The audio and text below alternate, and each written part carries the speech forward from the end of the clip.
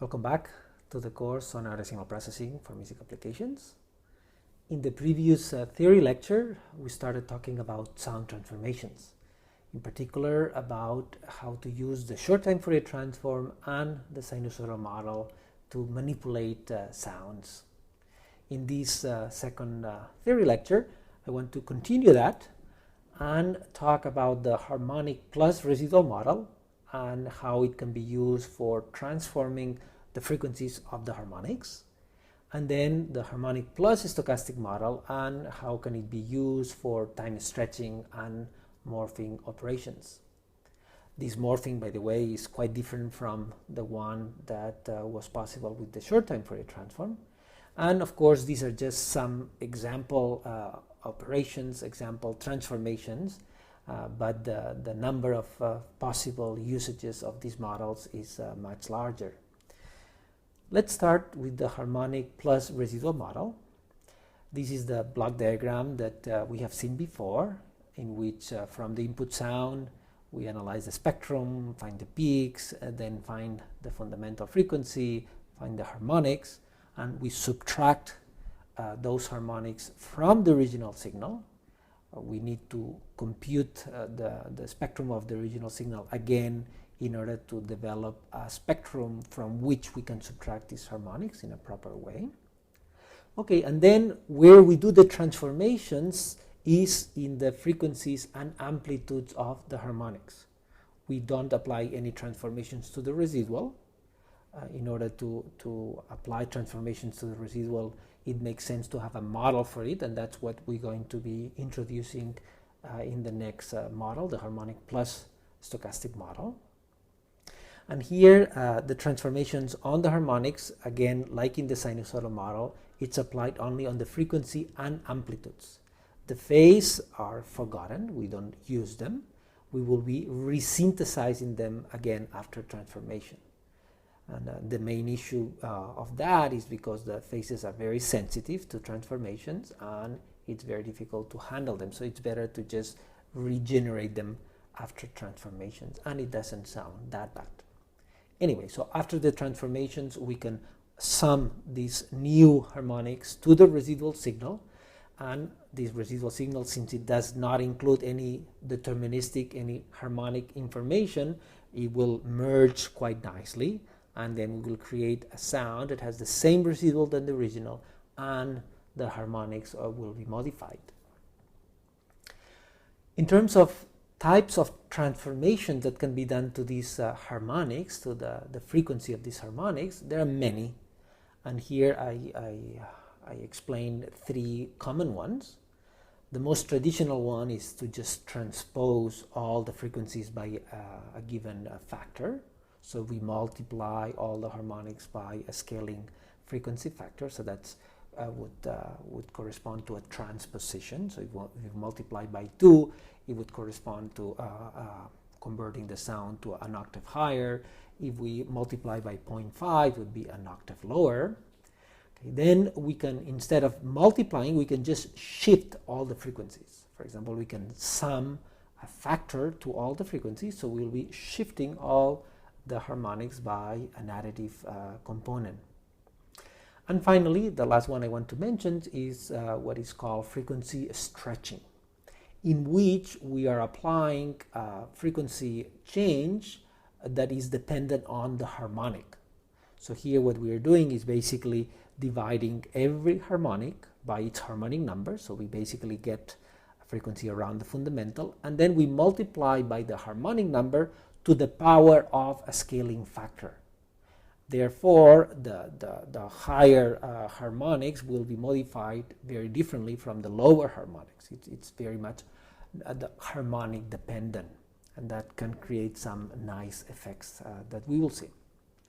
So this is a plot of these three transformations that exemplify these operations quite nicely. So on the top left, we have the original harmonics, all located at the harmonic number location, 1, 2, 3, 4, and 5. Then if we transpose by 2, on the right, it's just simply multiplying every by 2, so harmonic 1 will be in position 2, harmonic 2 in position 4, etc. We are maintaining a harmonic spectrum. We're just transposing by a factor of 2. If we shift instead by a given value, in this case, since we are having the frequencies normalized to integer values, here by 0.5 will be basically shifting by half of the frequency of the first fundamental, of the first harmonic. And in here we see that we're shifting everything by a constant value. So from now, after this transformation, we do not have any more a harmonic series, because the first harmonic is not just the fundamental frequency anymore. Okay, so we have now a series of values that are equally spaced, but they are multiples of another frequency. So the sound may be quite a bit different and quite interesting in some cases. And finally, the frequency stretching operation, it's a quite different operation. Now it changes the distance between the harmonics, and it's like an accordion. No? So if it's here 1.3, means that, well, the first value, the fundamental, will not be touched. The first one will be stretched by a factor of 1.3, and then these are going to be powers of this. So as we go higher up, it's going to go the distance will increase kind of exponentially. And this creates, again, quite very interesting effects. So let's listen to a sound in which we have applied some stretch and transpose kind of transformation. So let's listen. So it's a flute sound that we can listen to. Okay, it's an A4, and below that we see the harmonics that have been identified on top of the residual spectrum of the original of signal. And then what we are doing is leaving the residual as it is. So the background spectrogram is exactly the same than the top one, and we're just modifying the harmonics. So if you look here, the harmonics have been heavily modified, and if you see they have been stretched and at the same time transposed a little bit. So let's listen to the modified sound. Okay, of course, quite different. And if you pay attention, the residual is there, and since the residual is basically this breath noise, it merges also quite well with these transposed harmonics. Okay, let's go to the other model, the harmonic plus stochastic model, and it's very similar to the previous one, and now the transformation is applied both in the modeling of the residual signal and, of course, in the harmonic components. So we have a stochastic approximation, and therefore we can transform that quite easily because it's a model that has simplified the residual quite a bit and is quite flexible in terms of manipulations. And then, of course, after transformation, we obtain the stochastic component, and we obtain the frequency amplitudes and phases of the harmonic sinusoids, and we can synthesize the two and summing together. So in terms of what is actually done is very similar to what we presented for the sinusoidal model. Now what we are introducing is the transformations on the stochastic component in a similar way. So the frequencies of the harmonics can be scaled by a factor, and the time of the reading of these frequency values also can be changed in order to obtain this time scaling operation. So we have this scaling function. The amplitude is the same way, and the stochastic component is handled in the same way. Okay, and of course the phases are generated, and they are generated by starting from an initial phase and then adding the frequency of every harmonic that we want to generate to that phase, so we can generate the instantaneous phase that way. Okay, let's show an example of that. This is the sax phrase that we have heard before. Let's listen to that again. Okay, and then we have the analysis of it, where we have analyzed the harmonics and the stochastic component. And then we can change that. In this particular case, we have done time scaling. So we have changed the timing, and now with the residual approximated with the stochastic, it's very easy to do time scaling of the stochastic and the harmonics. And that's it. We have just focused on the time scaling transformation in this particular example. Let's listen to that, a very simple time scaling operation. So basically the only thing we have done is we have compressed the first part of the signal by quite a bit.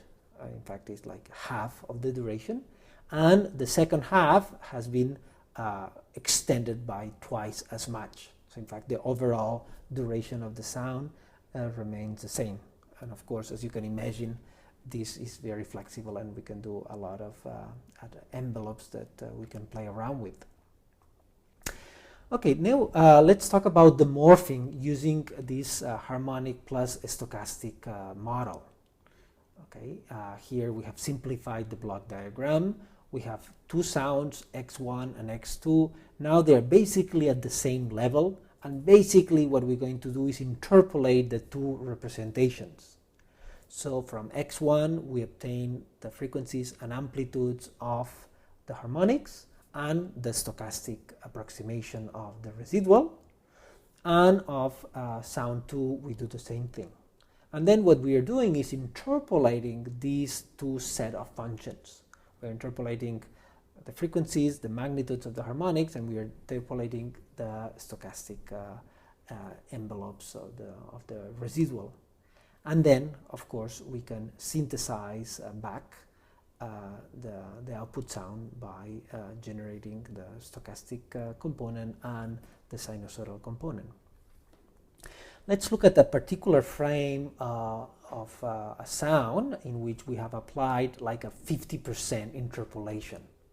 So on top left is X1, one particular frame, the harmonics visualized as the location is the frequency and the height is the amplitude. Okay, and then the blue one is sound 1, X2, the red one is sound 2. Okay, and then we can interpolate these two, basically harmonic by harmonic, we can interpolate. And as you see, the X2, it's a different frequency. It's a sound that has a higher pitch. So the interpolated result has a pitch which is in between the two, and has a shape, again, that is in between the two. Okay, so it's basically a 50% interpolation between the two set of values. And the stochastic component below does the same idea. So on X1, this shape is the approximation of the residual. So it's very few. The crosses is where we actually have values, has an envelope. And then X2 is another envelope for X2. And the output is the interpolated envelope. So it's a shape that is in between these two shapes. Okay, let's use that in a particular example in which we start from a violin sound and we're going to interpolate it progressively towards a soprano sound. So here we see on the top the violin sound that we can listen to. Okay, and it's analyzed, so we see the harmonics. Well, we see, I think here is the first like 40 harmonics, and then the stochastic component of that. And then we see below the analysis of the soprano sound. Let's listen to this. Okay, where we see again the harmonics. It's a higher pitch, and the stochastic component in the background. And now we can choose the interpolation values to go from one set of values to the other.